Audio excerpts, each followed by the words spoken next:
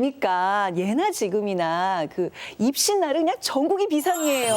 비고 막 긴장하고. 그러니까요. 비행기가 시험 때문에 안 뜨는 나라는 우리나라가 유일하다던데 진짠가요? 네, 영어 듣기 평가할 때는요 한반도 상공이 안 비행되지 돼요. 않습니다. 뜨지 않습니다. 네, 지금도 그렇습니다, 그건요. 얼마 전에 그 산에 이제 등산하러 갔더니 그 사찰마다 뭐 수능 100일 기도 뭐 이런 거 100일 하고 기도. 아직도 진짜 지금도. 부모님들의 간절한 염원을 느낄 수 그럼요. 있습니다. 대표적 명산 네. 있잖아요. 네. 팔공산. 거기 가서 동전이 딱 붙으면 대학교 합격한다. 그래가지고 동전 세우려고 팔공산 갓바위에 사람들이 꽉 들어찼습니다. 저마다 간절한 마음으로 절을 하고 또 하고 우리 딸 수능 대박 나게 해주세요. 고등학교 교사도 했었고 또 강사도 했었고 하여튼 뭐 엄청나게 많은 입시를 경험을 했고 또 아이들 대학 보내고 그런 경험이 있는데 오늘 진짜 이 시간 너무너무 기대가 되고 제가 할 말이 많습니다. 네, 많은데 좀 의아한 게 뭐냐면 지금 전두환 정부란 말이에요. 네. 교육개혁이다? 뭔가 미스매치 같은 그런 느낌이 들지 않습니까? 근데 정말 국민들을 약간 탄압하고 강제한 느낌이 강했는데 교육개혁까지 했다니. 전두환 국보위의 소위 730 교육개혁 조치. 바로 여기에서 만들어진 이 학력고사라고 하는 것이 K-입시에 있어서 하나의 중요한 전환점이 되었다. 730 교육개혁 조치가 뭔진 잘 몰라도 확실한 거 하나는 알겠어요. 과외 금지. 과외가 마치 범죄처럼 취급이 된다는 것? 과연 이 교육개혁 정책은 환영을 받았을지 좀 궁금하잖아요. 그러니까요. 그래서 저희가 당시 고등학생으로서 730 이 교육개혁 조치를 경험하신 산 증인을 모셨습니다. 어허.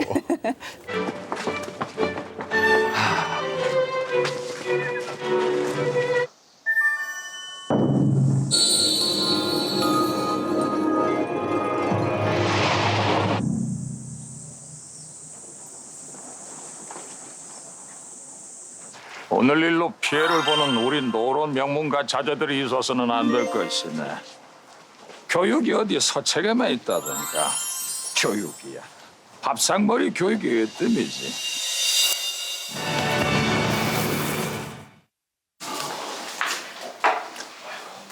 앞으로도 너희들 시험 성적은 학교 안에서 너희들 계급을 결정할 것이다. 어리석거나 게으른 사람들은 차별받고 불행하고 고통받을 것이다. 밥상머리 교육. 그러니까 조선시대부터 대한민국까지 정말 두루두루 그 교육 학교 현장에 계셨던 배우 이재용님 오늘 모셨습니다. 그러니까 뜬금없이 교육자를 참칭하는 배우 이재용입니다. 오늘 이런 날이 있네요. 제가 사실은 역사전을 팬이거든요. 예. 저희가 영광입니다. 그리고 제가 늦둥이가 지금 고등학교 2학년인데 예. 인간계의 본자이신 우리 최태성 선생님. 요즘 학생들에게는 진짜 BTS예요. 네, 별 중에 별을 뵙습니다. 이름 알려주십시오. 제가 사인을 보내드리겠습니다. 이재용 배우님께서는 그 이제 730 교육 그 개혁 조치 나왔을 때 고등학생이셨다고요. 네. 과외하지 마!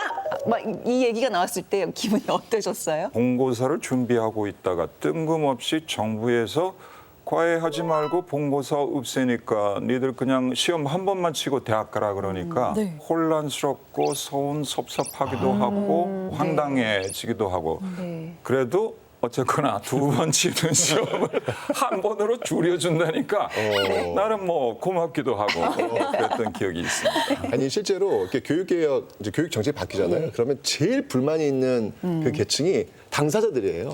왜 우리 때 하필이면 하고 그 부모님들 네네. 굉장히 싫어하시는데 이때는 좀 분위기 좀 달랐어요. 언론을 한번 좀 살펴볼게요.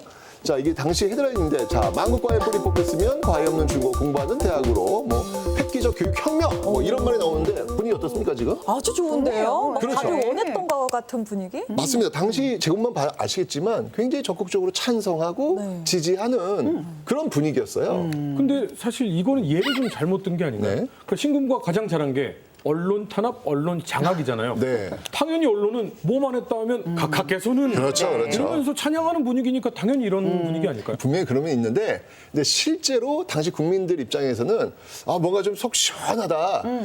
아니, 그 당시 그런 말도 있었어요. 야, 이거는 전장군이니까 가능하다. 이게 있었어요, 진짜. 장군이네. 그 정도예요? 아유, 그럼요. 결단이다. 왜냐면 당시에 이런 뭐 과외라든지 뭐 본고사라든지 이런 거지 정말 고를 대로 골아가지고 네. 터져버리는 어떤 그런 상황이었기 때문에 뭔가 좀 이렇게 쓸어버리는 어떤 느낌이 드니까 기분이 굉장히 좋았던 것이죠. 국회에서는 이런 말도 나와요. 부부싸움의 90%가 자녀 과외 공부 문제다. 뭐 이런 얘기도 있었고요. 또 세 자녀를 가진 어머니가 한 달에 25개의 그 과외 봉투를 가지고 막 사방팔방 뛰어다닌다.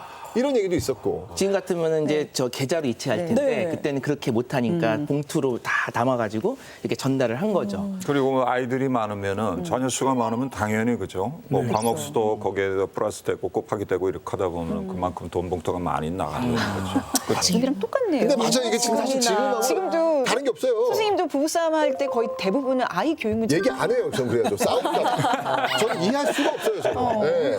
그 실제로 1980년에 문교부가 조사한 바에 따르면은 당시 대한민국 1년에 들어가는 사교육비가 약 822억 정도라고 추산이 되었어요. 근데 사실 이 액수는 매우 좀 과소하게 잡힌 걸로 보입니다. 왜냐하면은 이 당시에 그 한국개발연구원이 또 조사한 게 있는데 거기에 따르면은 당시 대한민국의 사교육비가 1년에 약 1조 정도의 규모다. 그게 이렇게 그 추산을 했습니다. 그런데 이제 당시 1979년 같은 경우 문교부 예산이 전체 예산이 8,700억이었어요. 그러니까 문교부 1년 예산보다도 더 많은 돈이 이 사교육에 좀 들어가고 있는 그런 상황이었다는 거죠. 그러니까 이 한간에서는 야, 이건 과외 망국이다.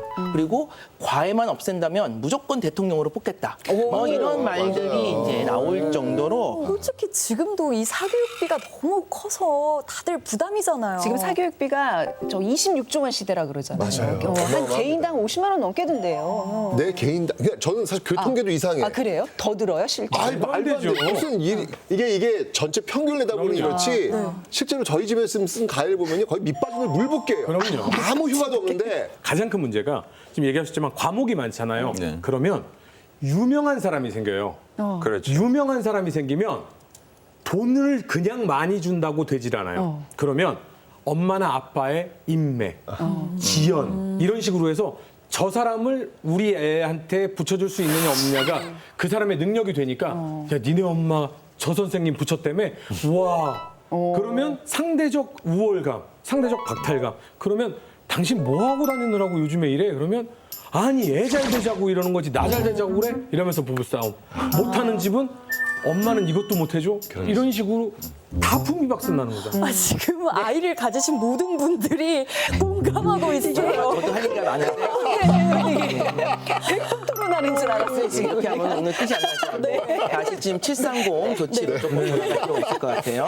이 730 교육개혁 조치에는 여러 가지 중요한 내용이 있습니다. 오늘 하나씩 살펴볼 건데 그중에서도 가장 중요한 골자는 대학 본고사를 폐지하는 거였어요. 자, 이 70년대 입시라는 게 어떤 식으로 이루어졌냐면은 먼저 대학 입학 예비고사라고 하는 걸 봐야 됩니다.